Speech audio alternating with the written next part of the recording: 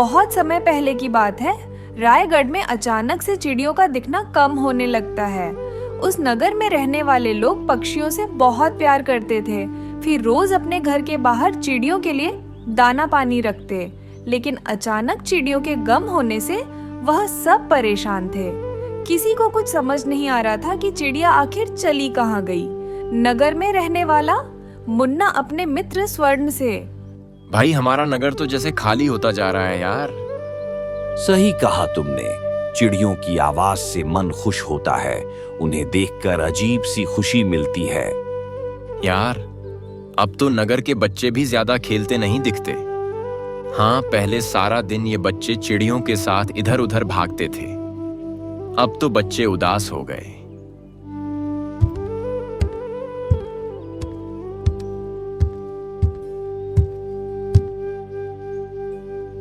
हाँ भाई, आजकल तो नगर में हर तरफ यही चर्चा है कि अचानक से चिड़िया कहाँ चली गई। हम सबको जो है कुछ करना चाहिए। भाई भोला, हम क्या कर सकते हैं? तुम बताओ, अगर तुम्हें कुछ समझ आ रहा है तो अभी तो मेरे पास तुम्हारी बात का कोई जवाब नहीं है। भैया, लेकिन मैं इतना जरूर जानता हूँ कि कुछ ना कुछ तो करना ही होगा। भोला एक मजदूर था। वह पूरी मेहनत और ईमानदारी के साथ अपना काम करता था। साथ ही वह बहुत दयालु भी था। नगर से चिड़ियों का गायब होना उसे बिल्कुल अच्छा नहीं लग रहा था। सब परेशान थे, पर किसी को कुछ समझ नहीं आ रहा था। रात को भोला अपनी माँ से कहता है, माँ, मैं दूसरे नगर में काम की तलाश में जा रहा हूँ। अगर कोई काम मिल गया तो मुझे वापस आने में समय लग सकता है। इसीलिए जो है तुम अपना ध्यान रखना। अच्छा बेटा, तो यही कोई काम क्यों नहीं ढूंढ लेता? बार बार दूसरे नगर काम के लिए जाता है, कितने दिन वापस नहीं आता। माँ, मैं तो अभी कम उम्र का हूँ, दूसरे नगर जा सकता हूँ। लेकिन हमारे नगर में जो ज्यादा उम्र के लोग हैं वह दूसरे नगर नहीं जा सकते। अगर हम कम उम्र वाले दूसरे नगर में काम करने चले जाएं, तो हमारे नगर में अधिक उम्र के लोगों के लिए ज्यादा काम होगा, समझी? बेटा, तू दूसरों के बारे में कितना सोचता है। माँ, तुमने ही सिखाया है, हमेशा खाने से पहले यह जरूर पता कर लो कि तुम्हारे पड़ोस में रहने वालों ने खाना खाया है या नहीं। माँ, तुम ठीक से रहना और याद रखना कि तुम्हारा बेटा फौलादी है। मैं कल सुबह तुम्हारी यात्रा के लिए कुछ खाने का सामान बांध दूंगी। फौलादी बेटा, मेरा तरक्की करना। वैसे तुम्हारा नगर कितना दूर है? ज्यादा दूर तो नहीं है ना? नहीं माँ, ज्यादा चिंता मत करो, मेरा नगर ज्यादा दूर नहीं है। चलो अब सो जाओ। दूसरे दिन भोला अपनी यात्रा के लिए जल्दी ही निकल पड़ता। दूसरे नगर में उसे नया काम मिल जाता है। लेकिन दूसरी तरफ रायगढ़ में धीरे धीरे चिड़ियों ने आना बंद कर दिया था। अब तो एक भी चिड़िया नहीं दिखती थी, जिसकी वजह से बच्चे भी उदास हो गए। दूसरी तरफ कुछ समय बाद भोला दूसरे नगर से वापस आने के लिए निकलता है। रास्ते में एक जंगल पड़ता था। भोला खुशी खुशी अपने नगर की तेजी से बढ़ रहा होता है। तभी अचानक उसे एक बूढ़े बाबा दिखते हैं। बेटा जरा रुको, मुझे तुम्हारी मदद की जरूरत है। आपको क्या कष्ट है बाबा? बताइए, मेरे से संभव होगा तो मैं जरूर पूरा करूंगा बाबा। बेटा, तुम्हें देखकर ऐसा लग रहा है कि इस संसार का कोई भी दुख तुम्हें नहीं है। क्या तुम मुझे इसका कारण बता सकते हो कि तुम इतने खुश्क कैसे हो, वो भी इस कलयुग में? बाबा, मेरे पास ईश्वर का दिया सब कुछ है। ईश्वर ने मुझे स्वस्थ बनाया है। मेहनत करके अपना और अपने परिवार का पेट जो है पाल सकता हूँ। फिर भला मुझे दुख और चिंता क्यों हो? मैं बहुत खुश क्यों नहीं रहूं? बाबा, आपको क्या मदद चाहिए? मुझे बताइए, मुझे जो संभव होगा मैं वो करूंगा। आप बताइए बाबा, देखता हूं मैं क्या कर सकता हूं। बेटा, तुमने सही कहा। तुम स्वस्थ हो और मेहनती भी हो। तुम कमा सकते हो, लेकिन मैं कमा नहीं सकता हूं। क्या तुम मुझे कुछ पैसे देकर मेरी मदद करोगे? बाबा, जरूर करूंगा। ये लीजिए, मैंने पिछले 1 महीने में जितना कमाया है सब आप रख लीजिए। बेटा, यदि तुम यह सारा धन मुझे दे दोगे तो तुम्हारे पास क्या बचेगा? तुम कैसे अपना घर चलाओगी? ऐसे पैसे में कैसे रख सकता हूं भला? बाबा, मेरे पास फिर से मेरा शरीर बचेगा, जिससे मैं दोबारा मेहनत करके पैसे कमा लूंगा। मैं तो फिर से कमा लूंगा। बाबा, आप रख लो, पैसे तो आपको काम आएंगे। मेरा शरीर इतना अच्छा है, मैं फिर से कमा सकता हूं पैसे। बेटा, तुम्हारा हृदय सच में बहुत बड़ा है। तुम बहुत दयालु हो। बस बाबा माँ की ये सिख है, माँ ने जो सिखाया है। तुम्हें 2 वरदान देना चाहता हूं, मांगो। तुम्हें क्या चाहिए? आप कौन हो बाबा? आप मुझसे ये क्यों पूछ रहे हो? तभी बूढ़े बाबा एक देवता के रूप में परिवर्तित हो जाते हैं। बेटा, मैं इस जंगल का वन देवता हूं और मैं इस जंगल से गुजरने वाले लोगों की हमेशा परीक्षा लेता हूं, और जो मेरी परीक्षा में पास होता है मैं उनकी मदद करता हूं। आज मेरी परीक्षा में तुम पास हो गए हो, इसलिए मैं तुम्हें वरदान देना चाहता हूं। तुम मुझसे कोई भी 2 वरदान मांग सकते हो। अगर आप सचमुच में प्रसन्न हैं, तो आप मुझे एक ऐसा गुलेल दें जिसका निशाना जो है कभी ना चूके। यह लो बेटा, तुम्हारी यह चिट्ठी में गुलेल का मंत्र है। इसका निशाना कभी नहीं छूके। अब तुम अपना दूसरा वरदान मांगो और सब अपने झोले में रख लो। जब काम आएगा तो काम करना। मुझे जो है अपने दूसरे वरदान में एक ऐसी बीन चाहिए जिसकी धुन सुनते ही लोग नाचने लगे। बेटा, इस बीन की आवाज सुनने वाले तुरंत नाचने लगेंगे, पर यह कागज पर है और तुम इसे जितनी तेजी से पढ़ो उतनी तेजी से नाचेंगे। बेटा, तुम मुझसे वरदान में सोना, चांदी, रुपए, पैसे भी तो मांग सकते थे। बाबा, सोना चांदी तो मैं अपनी मेहनत से भी कमा सकता हूँ, लेकिन वरदान में मिली हुई यह चीज मैं जो है अपनी मेहनत से नहीं कमा सकता हूँ। बाबा, मैं इसका इस्तेमाल काम पड़ने पर ही करूंगा। धन्यवाद। वन देवता वहां से गायब हो जाते हैं। भोला खुश खुशी अपने घर की तरफ बढ़ने लगता है।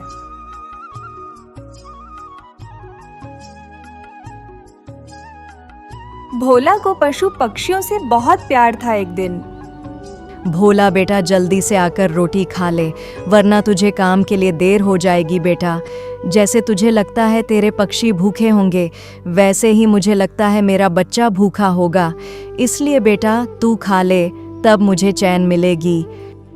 हे माँ, तुम भी कैसी बातें करती हो? मैं तो बोल सकता हूँ, लेकिन यह बेचारे तो अपनी भूख और प्यास हमें बोलकर नहीं बता सकते, सिर्फ चू चू करते रहते हैं। अच्छा बाबा, पहले तू अपने पक्षियों को दाना पानी दे, फिर मैं अपने पक्षी मतलब तुझे रोटी देती हूँ। एक दिन भोला अपने काम की तलाश में बाजार के चौक पर खड़ा होता है। तभी उसकी नजर वहाँ खड़ी मूर्ति पर पड़ती है, जिसके पास कई तरह के पक्षी कैद होते हैं।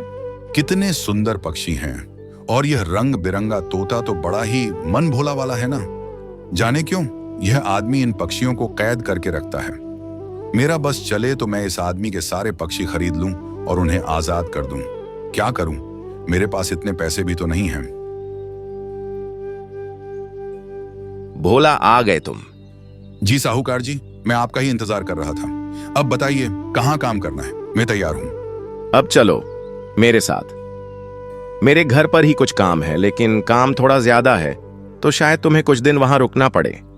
कोई बात नहीं साहूकार जी, मैं काम पूरा करके ही घर जाऊंगा। आप फिक्र मत कीजिए साहूकार जी। रहने और खाने की व्यवस्था मैं वहीं पर करवा दूंगा, और ज्यादा चिंता तुम मत करना।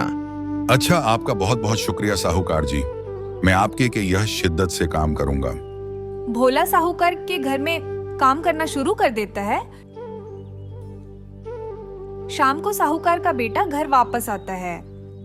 पिताजी, ये देखिए, मुझे कितना सुंदर पक्षी मिला है। कितना अच्छा पक्षी है।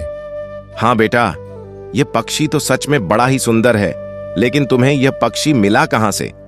पिताजी, बाजार की चौक में एक आदमी पक्षियों को बेच रहा था। मैंने वहीं से इसे खरीदा है। अब यह मेरा हुआ। वो तो ठीक है, लेकिन इसका ध्यान रखना, पिछली बार की तरह ऐसा ना हो कि यह भी बिना खाए पिए मर जाए। सही कहा आपने, ये हमेशा यही करता है। बाजार से नए नए पक्षी लेकर आएगा, उन्हें दाना पानी समय पर नहीं देता, फिर वह बेचारे भूख से तड़प कर मर जाते हैं। नहीं नहीं, इस बार मैं पूरा ध्यान रखूंगा। हर बार की तरह रामायण फिर से नहीं होता है। भोला को पक्षियों के भूख से तड़प कर मरने की बात सुनकर बिल्कुल भी अच्छा नहीं लगा। 2-4 दिन बाद साहूकार का बेटा जो नया पक्षी लेकर आया था, वह भी बेचारा बिना दाना पानी के मर गया। भोला को पक्षियों के भूख से तड़प कर मरने की बात सुनकर बिल्कुल भी अच्छा नहीं लगा। साहूकार जी, आपसे एक बात तो बुरा तो नहीं मानेंगे? हाँ, बोलो बोलो, क्या बात है? आप अपने बेटे को समझाते क्यों नहीं? यह कितनी गलत बात है कि वह अपने शौक के लिए पक्षियों को कैद करके रखता है और उनका ध्यान ना रखने की वजह से वह बेचारे अपने प्राण त्याग देते हैं। क्या बताऊं भोला, हम तो खुद परेशान हैं, लेकिन यह लड़का है कि सुनता ही नहीं। ओह, तुम्हें क्या करना है? यह पक्षी मैंने पैसे देकर खरीदा था। यह जिंदा रहे या मर जाए, इससे तुम्हें या किसी और को कोई फर्क नहीं पड़ना चाहिए, समझे? तुम अपना काम करो और यहाँ से चलते बनो। भोला उदास मन से अपना काम करता है और अपने घर आ जाता है। थोड़ी दूर जाने के बाद ही उसे एक व्यक्ति दिखा जो कुछ परेशान सा एक पेड़ के नीचे खड़ा था और अपनी गर्दन को ऊपर उठाए पेड़ पर कुछ देख रहा था। मुझे लगता है इस व्यक्ति को मदद की जरूरत है। मुझे इसके पास जाना चाहिए। क्या बात है, आप परेशान लग रहे हैं? क्या मैं आपकी कोई मदद कर सकता हूँ? हाँ भाई, तुम मेरी मदद जरूर कर सकते हो। मेरा नाम मूर्ति है और मैं चिड़ियों का व्यापारी हूँ। चिड़ियों को पकड़कर उन्हें बेचना मेरा काम है। ऊपर उस पेड़ पर कितनी सुंदर चिड़ियां बैठी हैं। मुझे उस चिड़िया को पकड़ना है। अगर तुम उसे पकड़ने में मेरी मदद करोगे तो मैं तुम्हें मुंह मांगी कीमत दूंगा। भोला मूर्ति की बात सुनकर मन ही मन बहुत गुस्सा हुआ, लेकिन उसने मूर्ति से कुछ नहीं कहा। सेठ जी, अगर आप व्यापारी हैं तो आपके पास तो बहुत सारी चिड़ियां होंगी। हाँ, मेरे पास बहुत सारी चिड़ियां हैं। मैं रोज 100 से भी ज्यादा चिड़ियां पकड़ता हूँ और उन्हें दूसरे नगर में ले जाकर बेच देता हूँ। लेकिन सेठ जी, इतनी चिड़ियां का लोग करते क्या हैं? अरे तुम्हें नहीं पता, कोई चिड़िया को खाता है, कोई उसे पालता है। सबके अलग अलग शौक है, लेकिन मैंने आज तक इतनी सुंदर चिड़िया नहीं देखी। अब तुम देर मत करो और जल्दी से इस चिड़िया को पकड़कर मुझे दे दो। मैं तुम्हें मुंह मांगी कीमत दूंगा। ठीक है, अगर आप मुंह मांगी कीमत देंगे तो मैं अभी उस चिड़िया को नीचे गिराता हूँ। पर मैं जादू की तरह चिड़ियां गिरा। भोला देवता का दिया हुआ गुलेल की मंत्र निकालता है और चिड़िया की तरफ बिना पत्थर लगाए निशाना लगा देता है। चिड़िया पेड़ से नीचे गिरती है। लीजिए सेठ जी, आपकी अद्भुत चिड़िया उस झाड़ी में है। जाइए, उसे पकड़ लीजिए। हाँ हाँ, मैं अभी उसे पिंजरे में बंद करता हूँ। मूर्ति झाड़ी में घुस जाता है। घुसते ही भोला वन देवता की दी हुई बीन की मंत्र निकालकर बोल देता है। उसके धुन की आवाज कानों में जाते ही मूर्ति नाचने लगा।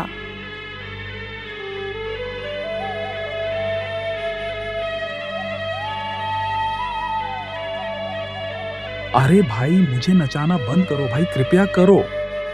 अरे भाई, अभी बंद नहीं करूंगा।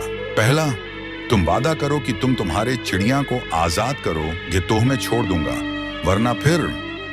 अरे भाई, मैं कसम से चिड़ियों को आजाद कर दूंगा, बंद करो। भोला उसको नाचाना बंद कर दिया और वहां से चला गया। मूर्ति की हालत खराब हो गई। वो धीरे धीरे चल के राजा का द्वार पहुंचा। अरे अरे राजा जी, एक शख्स मुझे लूट लिया, बर्बाद कर दिया, बचाओ मुझे। अरे मूर्ति, धीरे और धैर्य से बोल, क्या हुआ? अरे राजा जी, मुझे एक बगल के गांव का, शायद रायगढ़ का एक इंसान मेरी पूंजी लूट ली। उसके पास एक जादुई बिन भी है, पर वो देखता नहीं है। वो कागज लेगा, मंत्र बोलेगा और नाचने लगोगे। वो चीज जादुई है। अच्छा मूर्ति, जाओ, तुम में सैनिक भेज के पता लगाता हूँ कि क्या बात। अगर वो मिला मैं तुम्हें बुलाऊंगा। राजा गांव में सैनिक भेजते हैं और कुछ देर में भोला को प्रकट कर देते हैं राजमहल में, और राजा मूर्ति को भी बुलाया।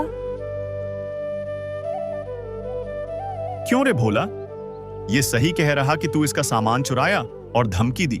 बताओ। नहीं महाराज, मैंने कोई चोरी नहीं की है। मैं तो सिर्फ इसे बोला कि तुम चिड़ियों को आजाद कर दो। महाराज नहीं, ये झूठ बोल रहा है। नहीं महाराज, ये स्वयं अपना पैसा दिया, मैंने कुछ नहीं किया। अरे महाराज, मैं खुद अपना पैसा क्यों दूंगा? ये चोर है, ऐसे सजा दो। हाँ भोला, ये स्वयं क्यों देगा अपने पैसे? महाराज, इसके घर से पोटरी मिली और 2 कागज मिले। अरे गांव में इसे सजा दो कल।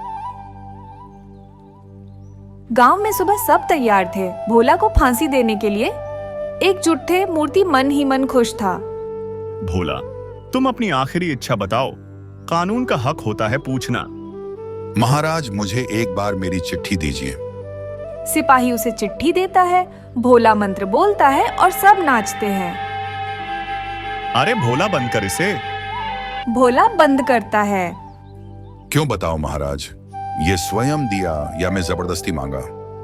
अरे भोला, तू सही है, कहां ये झूठ बोल रहा है? सिपाही, इसे राजमहल लेके जाओ।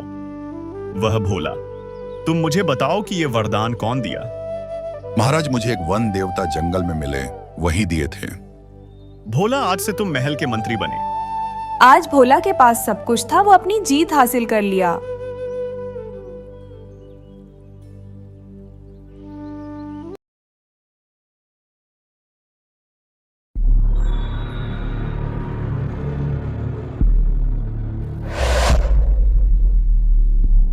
एक समय की बात है, बरेल नाम के गांव में भीमा नाम का किसान अपनी पत्नी मधुर के साथ रहता था। अरे आपके हिस्से की एक रोटी रखी थी, वह तो खाते जाओ। नहीं मधुर, आज बहुत देर हो गई है, मुझे खेत जाने दो, वापस आकर खा लूंगा। सुबह खूब खा ली। खाली पेट नहीं जाते हैं। मधुर, मैं जब खेत में काम करता हूँ तब मुझे बहुत भूख लगती है, इसलिए मैं आकर खाऊंगा। अच्छा, मुझे बहुत बुरा लगता है, आप खेत में इतनी मेहनत करते हैं और मैं आपके लिए कुछ नहीं कर पाती। भगवान पर भरोसा रखो, सब कुछ ठीक हो जाएगा। हमारी स्थिति ऐसी है कि हमें एक वक्त का खाना नसीब हो जाए तो भी भगवान का शुक्र है। मधुर, तुम चिंता नहीं करो, मुझसे जितनी मेहनत होगी करूंगा और एक वक्त की जगह हम 2 वक्त का खाना खाएंगे। भीमा अपने खेत में सब्जियां तोड़ने चला जाता है, तभी मोहन साहूकार वहां आ जाता है। कैसे हो भीमा भैया? राम राम, खूब मेहनत हो रही है। अरे साहूकार जी, राम राम जी। बस अपने हिस्से की मेहनत में लगे पड़े हैं, बाकी ऊपर वाले की मेहर। भाई भीमा, मैं तोड़ मरोड़ कर बात करने में विश्वास नहीं रखता, तो 100 बात की एक बात सब्जी बाजार जाकर बेचो गई तो तुम्हारा किराया जाएगा और सब्जी भी ज्यादा पैसे में नहीं बेच पाओगे, इसलिए सब्जी मुझे दे दो। साहूकार जी, मैं आपको सब्जियां तो दे दूं, लेकिन मेरे रोज के ग्राहक मेरा वहां इंतजार करेंगे, इसलिए माफी चाहता हूं, मैं आपको यह सब्जियां नहीं दे पाऊंगा। ठीक है, तुम्हें मेहनत करो तो तुम वही करो, मुझे क्या, मैंने तो बस तुम्हारे लिए अच्छा सोचा था। आपने मेरे लिए इतना सोचा, आपका बहुत धन्यवाद साहूकार जी। भीमा दिन भर मेहनत करके तरह तरह की फसल उगाता और गांव के बाजार के दिन सब्जियां और फल बेचा करता था। सारे गांव वाले भीमा से ही सब्जियां और फल खरीदते थे। सब्जी ले लो फल और सब्जी ले लो, हरी भरी फल और सब्जियां ले लो। भैया टमाटर कैसे दिए? भीमा कैसे हो? घर पे लोग कैसे हैं? अरे काका, मैं ठीक हूँ और घर में भी सब ठीक ही हैं। ये आज कुछ सोच में डूबे हुए लग रहे हो, क्या बात है? काका, आज मोहन साहूकार ने मुझसे से सारी सब्जियां मांग ली थी, पर मुझे यह सही नहीं लगा, इसलिए मैंने उन्हें मना कर दिया। अरे तो इसमें सोचना क्या, तुमने तो बिल्कुल सही किया ही है। साहूकार कुछ अलग तरह का इंसान है भाई, जरा संभल कर। हाँ, भीमा इस सोच में था। अपनी खेती की सिंचाई के लिए पानी तो साहूकार से ही लेना है, कहीं ऐसा ना हो वो भी पानी देने से मना कर दे। आज आप बहुत परेशान लग रहे हैं, क्या बात है? सुबह तो आप बिल्कुल सही मन से खेत गए थे। मधुर, मुझे डर लगा रहता है कि कहीं अगर मैं खेती ना कर पाया तो तुम्हें एक वक्त की रोटी भी कैसे खिलाऊंगा। आप शुभ शुभ सोचिए, सब अच्छा होगा। नहीं, कभी कभी हमें वास्तविकता भी देखनी चाहिए। ऐसी भी क्या बात है जो आपको इतना परेशान कर रही है? मधुर, हमारे खेत में कुआं तो है पर उसमें पानी नहीं है और मुझे पानी मोहन साहूकार से लेना पड़ता है। ये तो कई समय से कर रहे हैं, आप इसमें चिंता की क्या बात है? मुझे डर है कि कहीं उसने मुझे पानी देने से मना कर दिया तो मैं सिंचाई कैसे करूंगा और बिना सिंचाई के सब्जियां उगा पाना कैसे संभव है। तो फिर आप अपना कुआं खुदवा लीजिए, क्या पता उसी से पानी आ जाए। बहुत पैसे जाएंगे, अब मेरे पास तो बिल्कुल पैसे नहीं हैं। मधुर, देखता हूँ कुछ कर पाया तो। मोहन साहूकार ने अब तक भीमा को कुछ नहीं कहा था, जिसके कारण अब भीमा को लगने लगा था कि वह ज्यादा ही सोचता है। अरे कमल काका, आज फिर आप सब्जी लेने आए हैं। काकी कहाँ है? क्या बताऊं भीमा, तुम्हारी काकी किसी काम से दूसरे गांव गई है। इस कारण जो है रसोइये का सारा काम मुझे ही करना पड़ रहा है भाई। ज्यादा दिनों के लिए काकी गई है क्या, या आज ही आ जाएंगी? काकी तो शाम को ही आ जाएगी। मैंने तो बस सोचा क्यों ना आज बाजार से सारा सामान लेते चलूं, वह भी थक कर वापस आएगी ना। जो अच्छा भीमा, तुम ये बताओ कि हरी सब्जियां कैसे किलो बेच रहे हो भाई? रोज 40 रुपए किलो ही बेच रहा हूँ। अच्छा, ऐसा करो, मुझे 1 किलो लौकी दे दो भाई। क्यों नहीं काका, देता हूँ। भीमा के खेत में जो एक पुराना कुआं था वह सालों भर से सूखा ही रहता था। उस कुएं में एक बूंद पानी तक नहीं था। देखते ही देखते गर्मी का मौसम आ गया। जब से इसने मुझे सब्जी देने से मना किया है, उस दिन से मुझे इंतजार था कि मैं भी इसे पानी के लिए एक दिन साफ मना कर दूंगा। बस मुझे इस गर्मी का ही इंतजार था। अरे साहूकार जी, आपका आना कैसे हुआ? भीमा, तुमसे कुछ जरूरी बात करनी थी। जी जी, कहिए, क्या बात है? भीमा, तुम तो जानते हो कि बात को तोड़ मरोड़ कर करना मुझे पसंद नहीं है। देखो भाई, अब मैं तुम्हें और पानी नहीं दे पाऊंगा क्योंकि अब गर्मियों का मौसम है और मेरा खेत तुम्हारे खेत से बड़ा है। मुझे भी तो सारे खेत की सिंचाई करवानी है। बाकी तुम खुद समझदार हो। साहूकार जी, मुझे थोड़ा ही तो पानी चाहिए होता है। एक आप ही हो जो मेरी मदद कर सकते हैं। भीमा, समझने की कोशिश करो, मैं नहीं दे पाऊंगा। भीमा ने मोहन को सब्जी नहीं दी।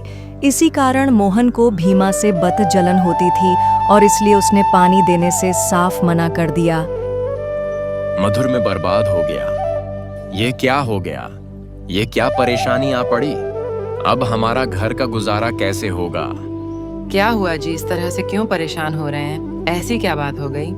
जिसका डर था वही हुआ। मधुर साहूकार ने पानी देने से मना कर दिया। मेरा शक सही था। वह साहूकार मुझसे बदला ले रहा है। मैंने उसे सब्जियां नहीं बेची थी ना, इसीलिए वह बदला ले रहा है। चिंता ना करो, ऊपर वाला सब देख रहा है। प्रभु हमारी मदद जरूर करेंगे। अब तो उन्हीं का सहारा है, वही कोई चमत्कार दिखा सकते हैं।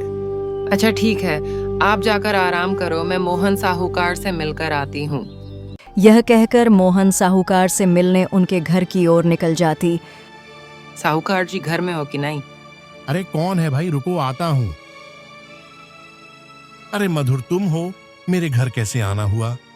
साहूकार जी, आपने हमें कुएं का पानी देने से मना कर दिया है। ऐसा क्या हो गया साहूकार जी? आप तो हमारे हालात से अच्छे से वाकिफ हो। एक वक्त का खाना हम वहीं सब्जियां बेचकर खा पाते हैं। मधुर, यह बात सच है कि मैंने भीमा को अपने कुएं का पानी लेने के लिए मना कर दिया। देखो मधुर, मैं भीमा को कई सालों से अपने कुएं का पानी देता आ रहा हूं और इस बार गर्मियों का समय आ गया है और मैंने कोई जिंदगी भर का ठेका थोड़ी उठा रखा है। तुम जाओ यहां से, मेरा दिमाग मत खाओ। गर्मियां तो सबके लिए है। साहूकार जी, आप ही तो बस हमारे अपने हो, ऐसा मत करिए। भगवान के लिए दया करिए। साहूकार जी, मेरे कुएं का पानी बिल्कुल सूख कर कम हो गया है। मेरे कुएं का पानी बिल्कुल सूख कर कम हो गया है।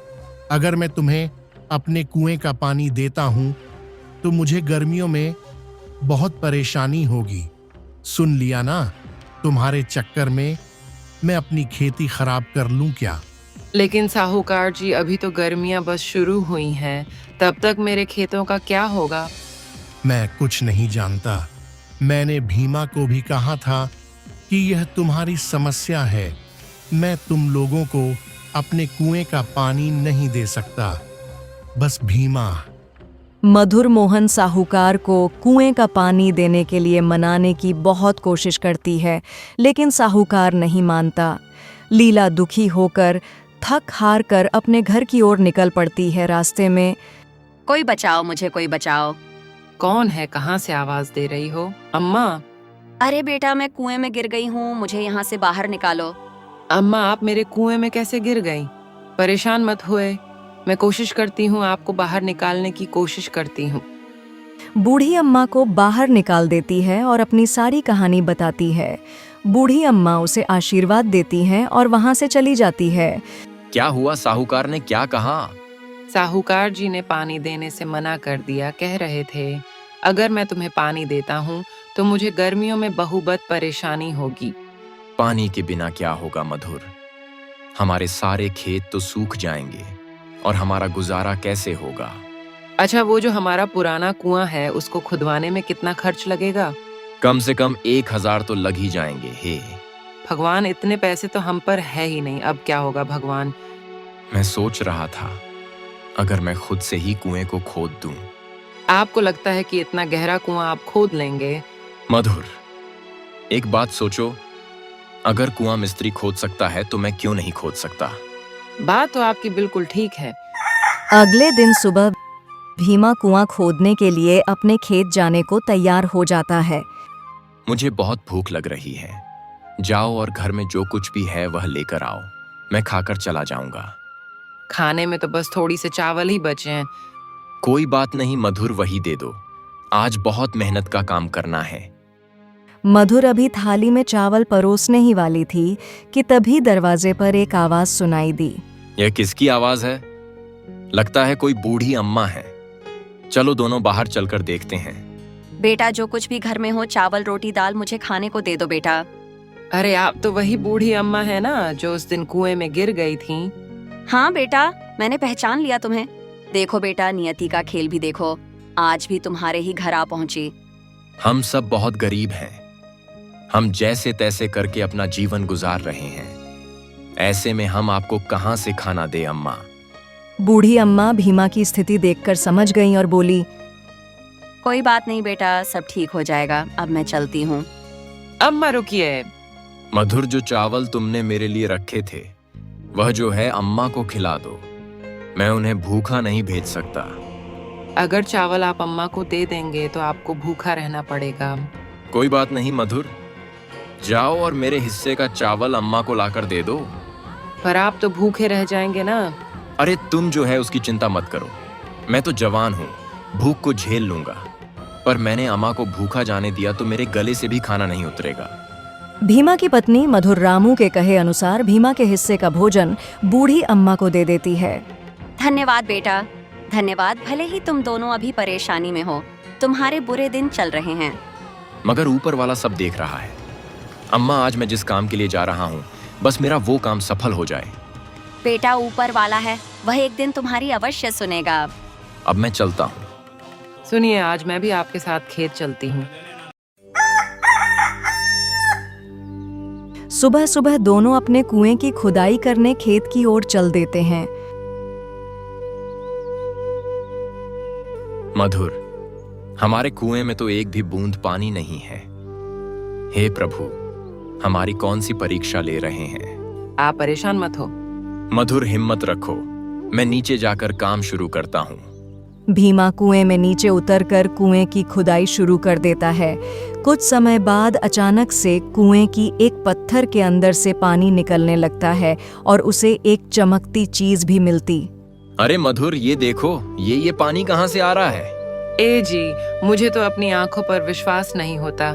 ये तो हीरे जैसा कुछ चमक रहा है। अरे मधुर, यह तो हीरा ही है भगवान। हे भगवान, तेरा लाख लाख शुक्र है। भगवान, मुझे तो लगता है ये सब आपके अच्छे कर्मों का फल है जो आपको मिला है।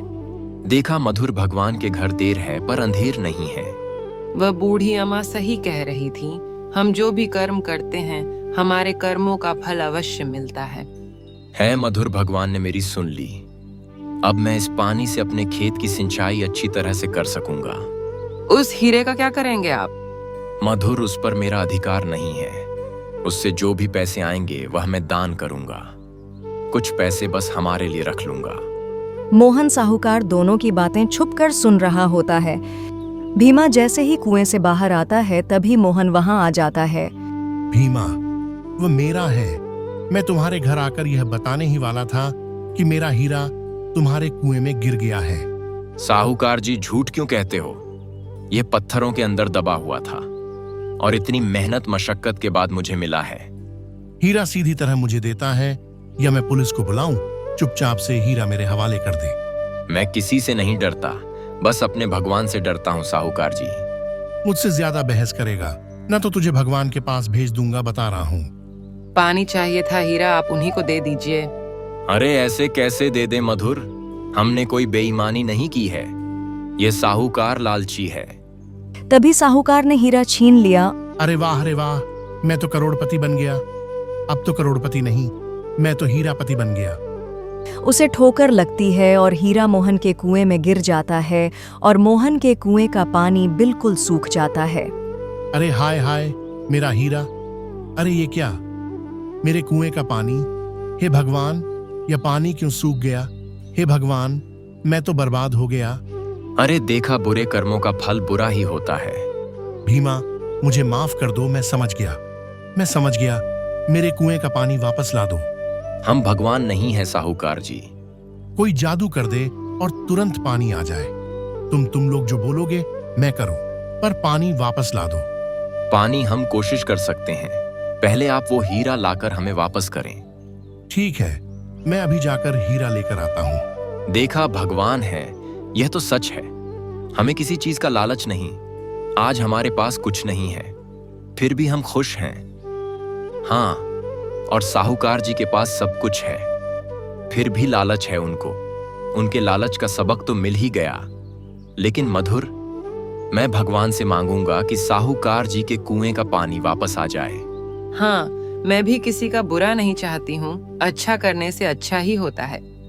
मोहन मधुर को जैसे ही हीरा वापस लाकर देता, उसके कुआं में फिर पानी आ गया और वो कहा, अरे मुझसे बहुत बड़ी गलती हो गई, माफी मांगता हूँ। मोहन को अपनी गलतियों का सबक और भीमा और मधुर को अपने अच्छे कर्मों का फल मिल जाता है। इसके बाद साहू और भीमा मिलजुल कर खेती करते हैं और खुशहाल जीवन जीने लगते हैं।